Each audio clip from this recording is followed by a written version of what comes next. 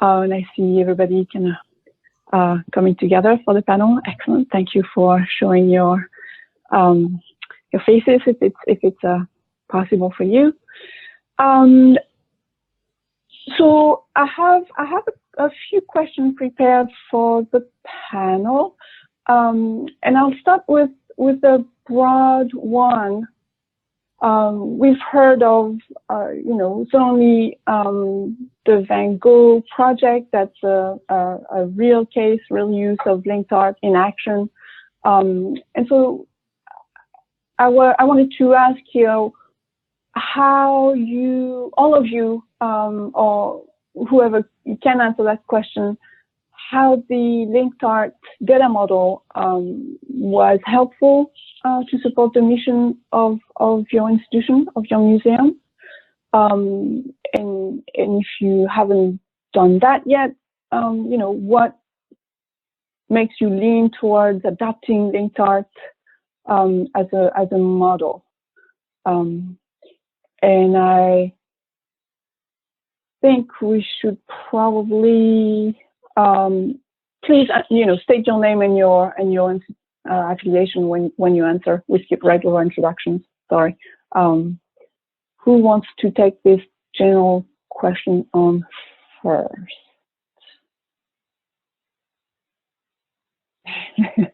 Well, I'll give you some ideas and you can elaborate. How is that? I think it's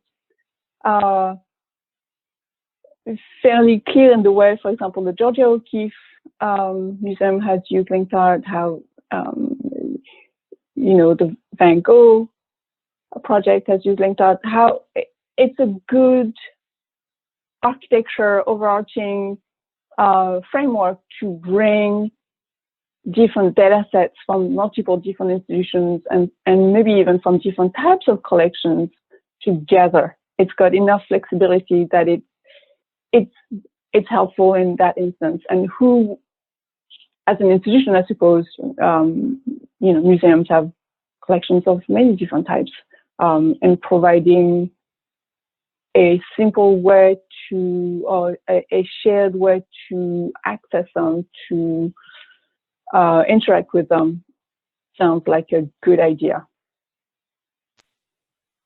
Who wants to speak briefly to that to some extent? So, like, in terms of by the way, my name is Edward Anderson. I work at the Rijksmuseum. I do data engineering. In terms of the kind of organizational mission, like linked art is obviously a massive big tick in the column of interoperability. And since 12 months ago, we signed up to start doing fair data principles. Like, linked art is really helping us achieve that goal. And that's the kind of like overview directorial perspective on why we would do this. But there are kind of three other main ways that linked art is actively helping us to share our data. And one, in a funny way, is like the least obvious. And that's even by trying to do linked art and not necessarily doing it yet, it's already helping us. So like the prerequisite for using shared vocabularies in the model is enabling us to do entity deduplication or concept alignment across various siloed systems that we need to get to talk to each other. So even if we never get to implement a linked art data model, just by trying to, we're already unpicking some of the problems we already have. Similarly, like the way linked art targets developers as a primary user is a massive big tick for us. We run a big and successful, I dare say, open JSON API for people to build websites. But that API is very much not interface agnostic. And I think one of the promises of linked art is that it may be, or I think it should remove some of the interface specific decisions out of the data model. So that would be cool. I did have another little thing, but maybe I will leave it at 2 and let someone else speak for a moment.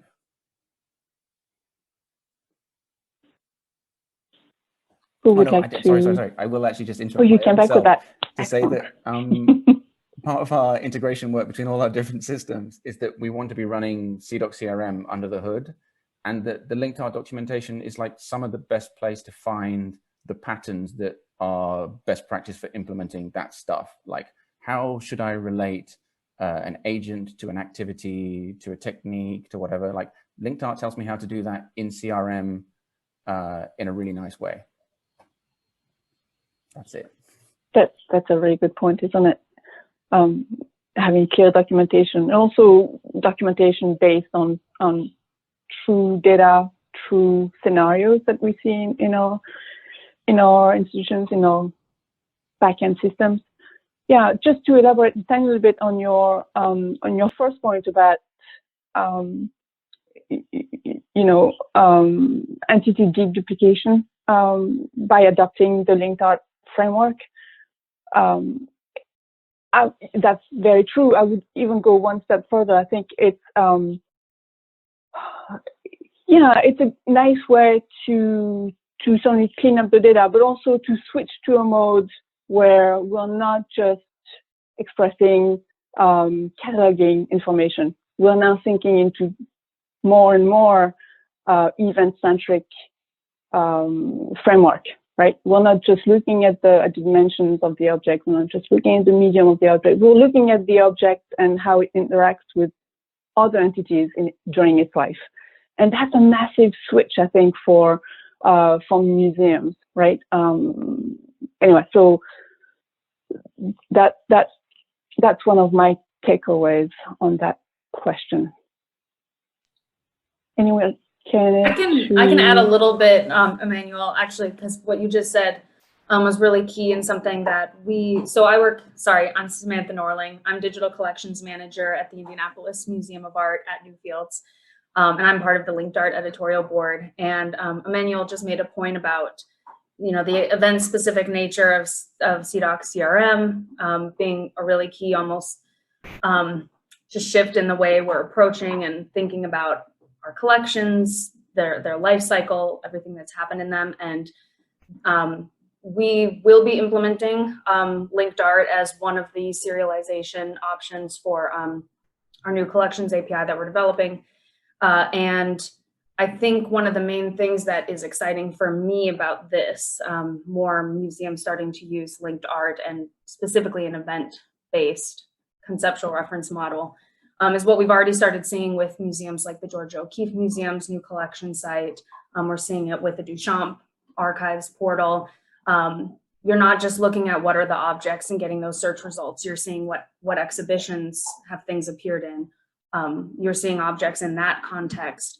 And I've started my career in museums as an archivist, so you're also seeing the connections with archival materials, exhibition checklists, installation photography, and the linked art universe has representation for all of that. And so if we were just to have developed this API the way we traditionally did, like Edward said, the JSON ends up looking like exactly what we need for our collection interface, but not really being the full life cycle of the object. So maybe we're a number of years out from realizing something like what the George O'Keeffe Museum has or the Philadelphia Museum of Art. But if we are publishing linked art, JSON, LD, we already have the data, the source data to do that. And then it's just about developing the actual system. So I'm really advocating for it internally, and it's looking good.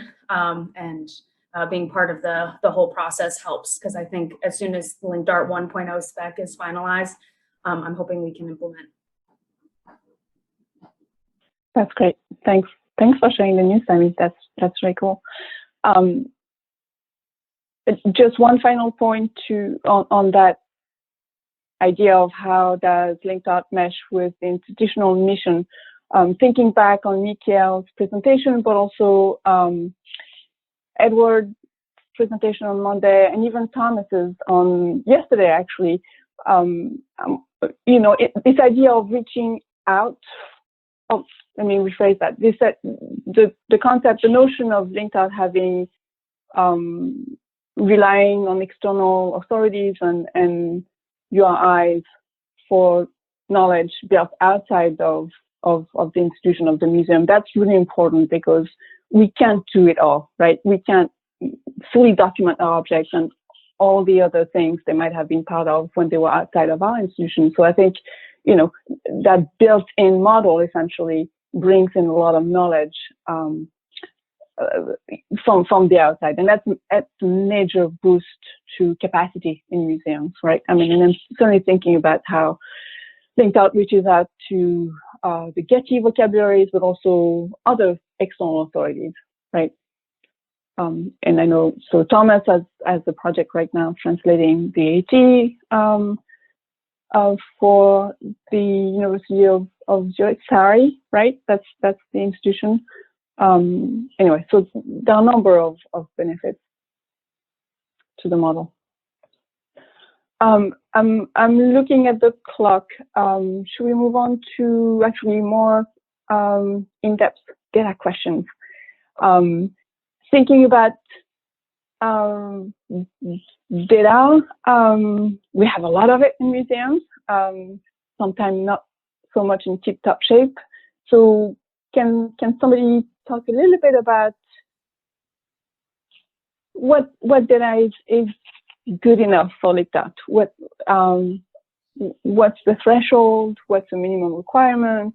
What quality are we talking about? Are we expecting full compliance, and so forth? Who would like to take this one on? Shall I say something from our experience with FOCO Worldwide? So we've looked, of course, extensively on what is required, but what I found most interesting in this project is that a lot of work was actually done on improving the data quality. By doing this and by putting it online, and I have a great quote I didn't put in this presentation, but someone looking at the website in beta saying, now this is wrong, now I see this is missing. And this was a great incentive for them to actually start improving the quality in their collection management system, right? Hey, why am I not in that filter? Well, because you don't have a link to AET or to DGN. That's why I need to have that. And then it started rolling. So yes, everyone's data is not going to be good enough, but it's not so hard to improve it. And if there's an incentive for you to improve it, this will happen.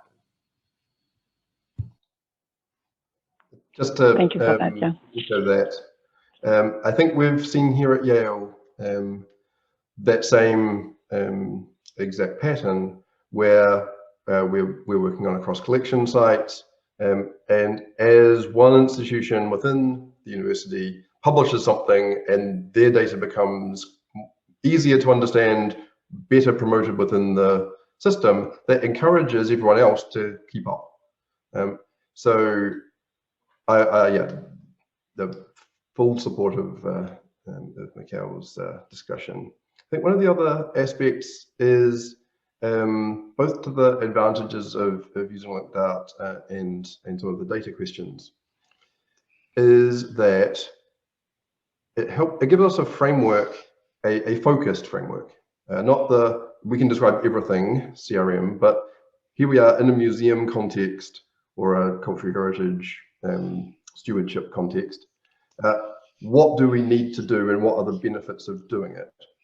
And we want to sort of lay that out piece by piece. So at the very least, this entity-based approach of an exhibition is a thing, it is not part of the object record. Which, to one of the questions in the chat, is I think one of the advantages compared to Lido, that by having separate records for people, for groups, for digital things, for exhibitions, for provenance, for objects, and so on, we can then tie them together in different ways and across institutions. Whereas something like Lido, which is very useful for harvesting, that's its raison d'etre. And Lido assumes only that you have the data, whereas linked out assumes the web. It assumes that there is a network of knowledge.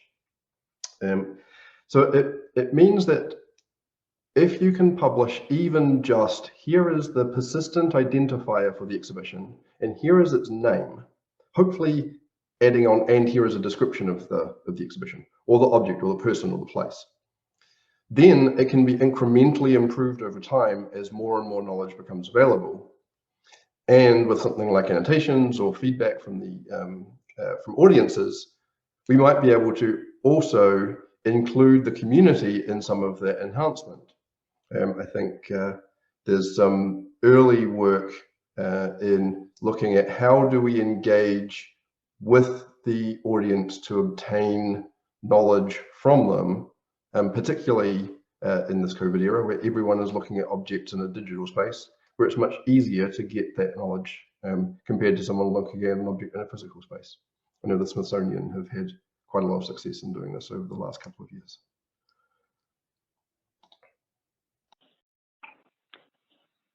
And before, I'm watching the chat, and there are questions coming in about software and the technology stack really underneath LinkDart. But before we get there, there is a question about the scope of LinkDart and whether or not it's meant to express knowledge from fine art collections primarily, or what's the scope there?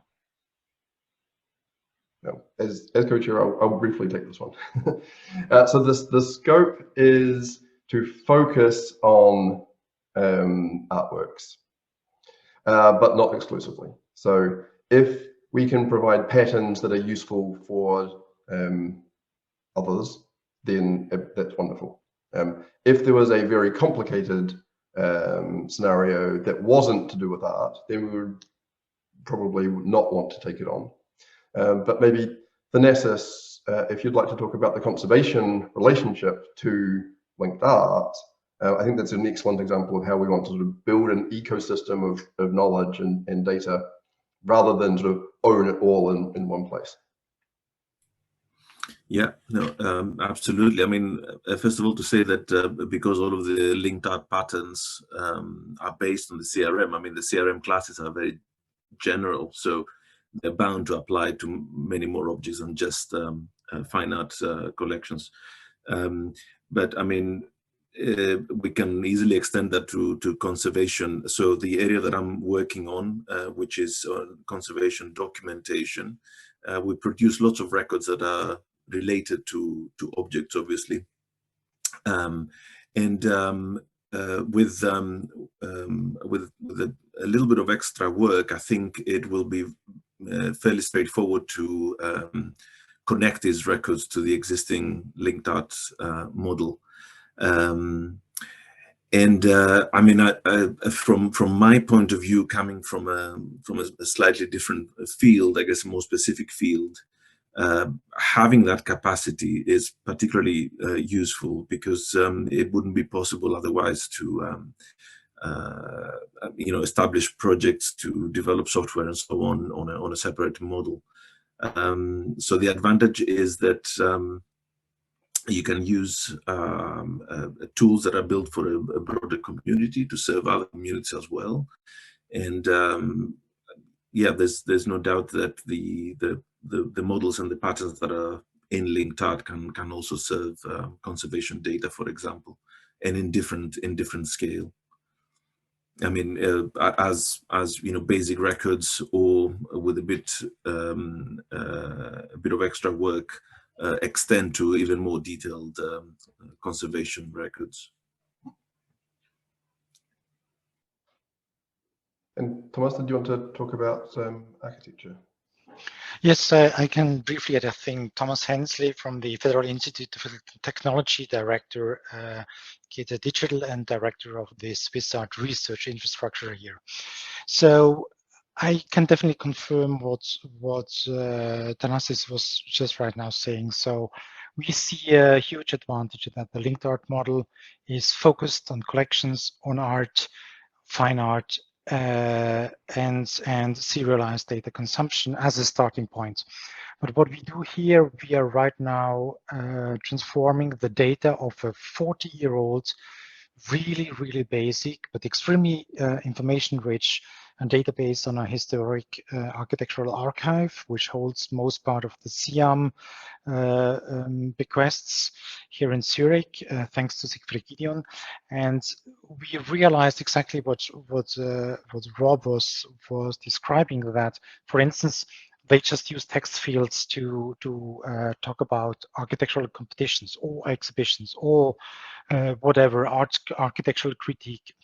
And that became like categorical approaches to finding finding material in the archive, which just has been written down as text documents. But once we started just modeling out like architectural competition, like patterns of reception, and so on, that became evident that the data became way more consumable and way more better. So for us, of course, we are kind of doing the borderline things in this entire universe of linked art, but it's extremely helpful just to be able to rely ourselves on existing patterns that are being reused, that we can verify against our own standard reference data model, which are extremely granular and are meant for research data. This is what we are paid for. But once we go into collection data, and this kicks in more and more, it is extremely helpful to have this kind of guideline which we can use. And I'm quite sure that the model will be enlarged. They will cover more and more subjects. At least we will try the best to do so. And by the way, also what Michiel was saying, I can definitely confirm, it is every data manager's nightmare that you would screw up the data. But actually, you take out way more unclarities and errors and just fundamental nonsense, to say it bluntly, than you would be at risk to put in. So you're gonna have gonna lose some sleep overnight for one or the other questions. But after the third night, you're gonna sleep extremely well, because you know that you're making it way better than it was before. And that's something you can quote on me. I have made this experience quite a lot. That's great. Thank you for that. Maybe we should switch over to some more technical technology stack questions here quickly. And maybe Kevin, did you want to speak to the software aspect of linked art a little bit? I can do a little bit. Thank you. So Kevin Page from the University of Oxford eResearch Centre. I saw there was a question actually in the Q&A about specific software recommendations. Now we have a project actually which will get going in earnest next year, at the start of next year, and we certainly plan at the moment on looking at moving through tools like OpenRefine for tabulated data, and hopefully leveraging some of the strengths around linked art in terms of the elements of reconciliation that can be done on the fly as we go through that, because of the structures and patterns that exist. So that's sort of maybe one half of an almost answer to that question, and I know others actually on the panel have experience of working in those areas in the past. But that also gives me a chance to sort of highlight and plug that we will be putting a call out next year to the community for what sort of tools people want to see in this space. Because I think there's one way of looking at it, which is to say, well, here's the tool to do the transformation. But I think one of the great strengths of linked art is the pattern. The patterns are really clear, actually, in how to get your data to that form. And the real question is, what forms of the data out there and what tools most match the practice in the institutions, and how and what are the potentially quite small tools that move you from the work in that space into linked art. And that's something that we will be looking at next year, and there will be an open call coming out to the community in general to find some examples that we'll then work on within the research project to move forward in that space. And that'll obviously be quite well timed as the spec moves to version 1 at the start of next year. And we're looking forward to that. Are there, so it's 12, well, it's 16 minutes after the hour of my time here, but I've just heard from the facilitator in the channel that we have 5 more minutes essentially, if you wanted to stick around a little bit longer. Are there any other aspects of the technology stack questions we can address in the next 5 minutes here to kind of give a sneak peek at our audience? There was one question about arches, which, having worked on arches at Getty, I can answer. So yeah, Getty, the Conservation Institute in particular, along with Farallon Geographics, has built a information management system called Arches, which uses SciOps CRM as its conceptual model. And as part of the work between the two organizations, we implemented JSON-LD, and it is very easy to implement the linked Dart patterns within the Arches framework, and indeed one of the sort of not deliverables, because we don't have a specific requirement, but one of the outputs of the working group, I think, could very easily be a set of linked Arches models to simply install into the system and get up and running with basically instantaneously. So yes, not only are there experiences of trying to share information, you can use linked Dart directly in Arches. So one example is the Getty provenance index work. There are 16 million entities managed in Arches. Sorry, 13 million entities managed in Arches, spanning objects, provenance entries, places, people, and so forth. And that's all in a single Arches instance. So not only does it do linked Dart, it also scales pretty well. Emmanuelle, can I add something to that? Obviously, I should be a little bit careful because I work for a commercial company, so this should not be an advertisement talk. But I mean, this is part of our stack, of course, to do the data mapping, to do the enrichment, and to publish it as APIs. And now you see in the Verhoogd Worldwide, what happened there is that I think 2 institutions, Museum and actually Rijksmuseum, were able to do this themselves. None of the other institutions were able to, right? So we help them with that, and we do it in such a way that the mapping is actually accessible, and they can access that and change it themselves. So they're sort of owners of that. And what is the interest? So we have actually quite a discussion in the Netherlands, because there's a large initiative for digital heritage in the Netherlands. And what they're aiming for is to really integrate linked data generation out of collection management systems. And of course, we advocate for that. But there are 2 problems with that. One is that how this mapping is done is actually quite hidden for most of the people, and it's part of the infrastructure, and they don't really have control over that. So there they might need schema.org, somewhere else they might need linked art, and maybe somewhere else they need something else. So shouldn't the actual people that know this stuff, know their data, should have control about what kind of mappings are made and how they come out? And the other thing is that it's not just the collection management system, as I showed you in my presentation. There's actually a lot of things. So what we see happening in cultural heritage, and this is not new, this happens everywhere, is that there actually lays a knowledge graph on top of all those systems, right? So, and in that sense, that model is, of course, makes a lot more sense, where you connect all these things in a layer on top of that.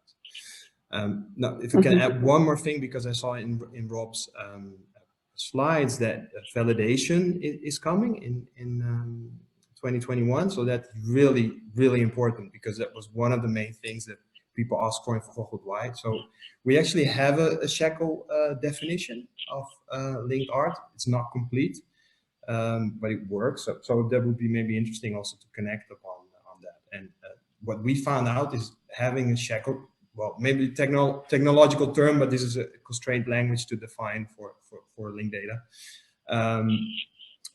Having that is not enough. What our users really needed is some readable output of that. And what does it mean for me? So I create something now, apparently something is wrong, it doesn't even load, or this is not correct. What does it mean? What do I need to do? That is really, really needed. And we made a start with that. And that is sort of open source. So we're willing to contribute to that in an open source way. That's great. It's open source, yeah. And that may be our, I think all of us could not agree more with you in terms of empowering museum professionals to really understand their data, but also how to understand how to, model it with linked art, or, really there's a little bit of a learning curve here, I would think, which is almost looking at changing some job descriptions, but that's for another debate, I think. And the reason I'm saying this is that the Linked Art editorial board is also doing a lot of this educational work. And so, not that we would, volunteer to do that for anyone, but please, members of the audience, do join us for calls where you can have a sneak peek at what the actual work looks like, how we do it, how we talk and work together. So I've put the link in the chat. It's 22 minutes after the hour for me, and I know we all want to go to the AGM next. So with that, please help me thanking all of our speakers today, all of our panelists, and that's pretty much it. Thank you all.